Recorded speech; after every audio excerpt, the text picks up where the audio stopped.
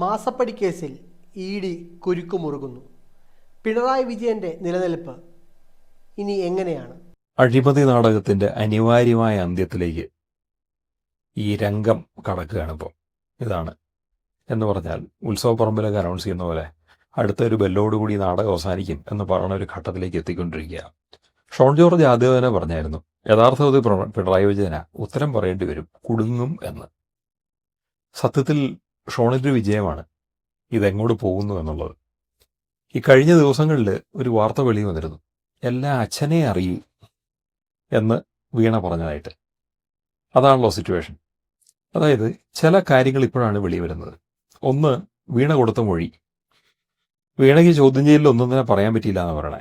വീണയുടെ ഭാഗത്ത് കുറ്റമുണ്ടെന്ന് വെച്ചാൽ വീണയുടെ പേരിൽ കമ്പനിയുണ്ട്, അതിലേക്ക് പണം വന്നിട്ടുണ്ട്, പണം കൈപ്പറ്റിയിട്ടുണ്ട്, വീണയുടെ ഐഫോണിൽ ചില രേഖകൾ കിട്ടിയിട്ടുണ്ട്. അതായത് വ്യാജ ബില്ലുകൾ വീണ തയ്യാറാക്കിയത് വീണയുടെ ഐഫോണിലാണ് എന്ന് പറയണം.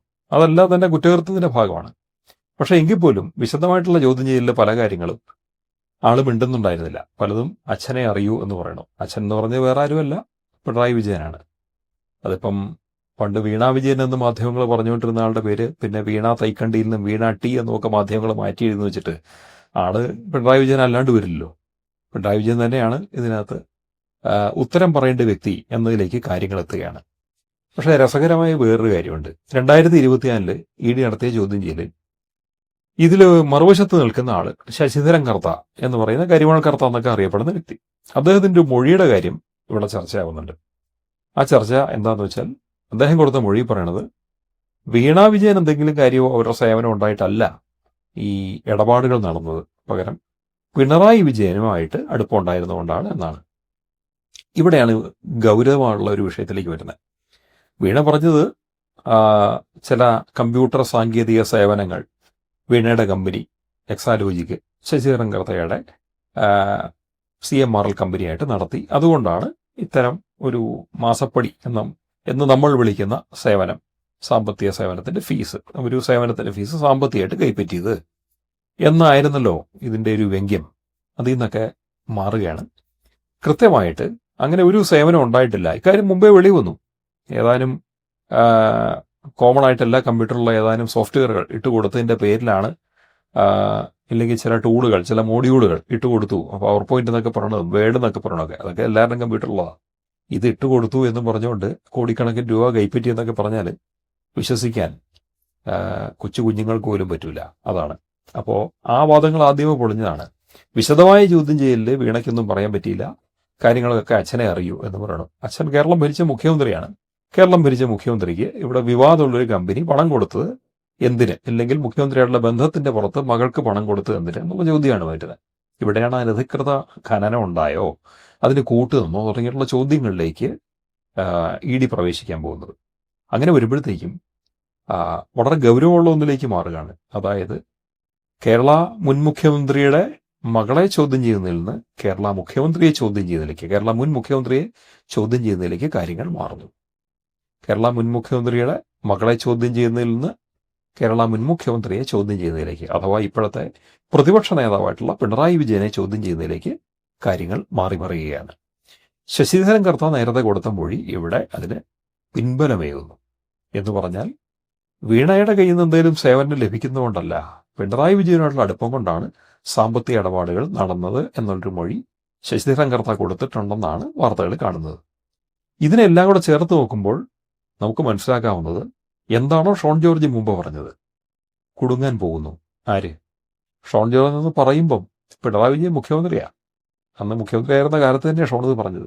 ഇന്ന് അദ്ദേഹം മുഖ്യമന്ത്രിയല്ല, പ്രതിപക്ഷ നേതാവാണ്. രണ്ടായാലും ഷോൺ പറഞ്ഞതിന് മാറ്റമൊന്നുമില്ല. പിണറായി കുടുങ്ങും എന്ന് തന്നെ അദ്ദേഹം പറഞ്ഞു. അതിലേക്കാണ് എത്തുന്നതെന്ന് പറഞ്ഞു.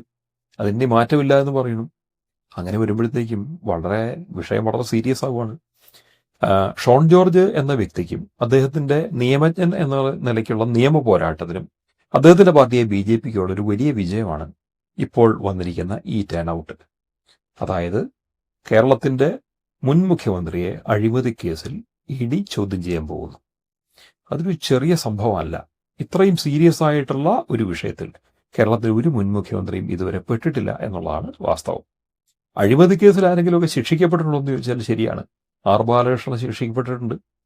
VS അച്യുതാനന്ദനെതിരെ പുറകിൽ നിന്ന് പോരാടിയിട്ടുണ്ട്.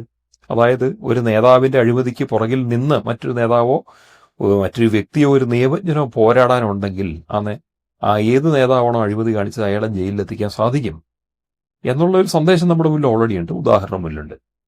അതിൻ്റെ ഒരു ആവർത്തനം പോലെ മുമ്പ് CPM ആയിരുന്നു ഈ പറഞ്ഞ ആളെ ബാലകൃഷ്ണപിള്ള ജയിലിലെത്തിച്ചെങ്കിൽ ഇത്തവണ CPMന്റെ നേതാവിന് ജയിലിലേക്കുള്ള വഴി വെട്ടാനാണോ ഷോൺ ജോർജ് എന്ന രാഷ്ട്രീയ നേതാവും നിയമജ്ഞനുമായിട്ടുള്ള വ്യക്തി ശ്രമിക്കാൻ പോകുന്നതാണ്. അതാണ് ഈ കേരളം കാണാൻ പോകുന്നത്.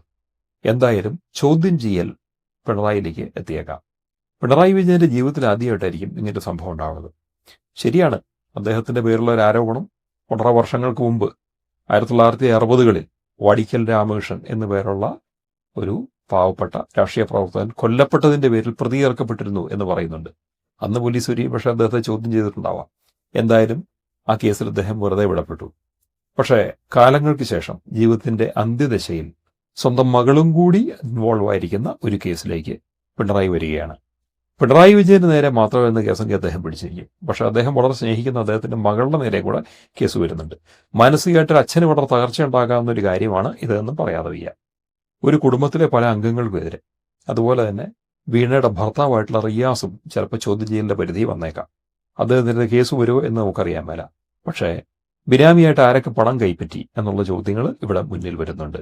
വീണയുടെ സഹോദരന്റെ കാര്യത്തിൽ ഇതിനു മുമ്പ് AI ക്യാമറ ആയിട്ട് ബന്ധപ്പെട്ട ഒരു അഴിമതിയിൽ ആ വ്യക്തിയുടെ കുടുംബവും ഇതുപോലെ തന്നെ ഒരു ആരോപണ നിഴലിൽ വന്നിരുന്നു എന്നൊരു മറ്റൊരു കാര്യമുണ്ട്. എങ്കിലും അതിൻ്റെ ഒന്നും കാര്യങ്ങൾ മുന്നോട്ട് പോയിട്ടില്ല. പക്ഷേ ഇത്തവണ സംഭവിക്കുന്ന അങ്ങനെയല്ല. BJP നേതാവായിട്ടുള്ള ഷോൺ ജോർജ് പുറകെ നിന്ന് പിടിച്ച് ഈ കേസിനെ ഒരു ലെവലിലേക്ക് എത്തിച്ചിരിക്കുകയാണ്. SFIOയിൽ അദ്ദേഹം കൊടുത്ത കേസ്, ED ഏറ്റെടുത്തിരിക്കുന്ന കേസ്, ഇത് രണ്ടും കൂടി പിണറായി വിജയന്റെ ചുറ്റും ഒരു വലിയ കുരുക്ക് മുറുക്കാൻ പോകുന്നു. ഓരോ തവണ പത്രസമ്മേളനം നടത്തുമ്പോഴും ഷോൺ ജോർജിന്റെ മുഖത്ത് ഓരോ സ്റ്റെപ്പ് താൻ മുന്നേറിയിരിക്കുന്നു എന്നുള്ള ആത്മവിശ്വാസം കാണാനുണ്ട്. തികഞ്ഞ ആത്മവിശ്വാസത്തിലാണ് ഷോൺ ഇക്കാര്യങ്ങൾ വിശദീകരിക്കുന്നത്. എന്തായാലും ഒന്ന് പറയാം, കേരള രാഷ്ട്രീയത്തിലെ ഏറ്റവും വലിയൊരു വഴിത്തിരിവായിരിക്കും കേരളത്തിന്റെ മുൻ മുഖ്യമന്ത്രിയും ഇപ്പോഴത്തെ പ്രതിപക്ഷ നേതാവുമായിട്ടുള്ള പിണറായി വിജയൻ ചോദ്യം ചെയ്യപ്പെട്ടാൽ.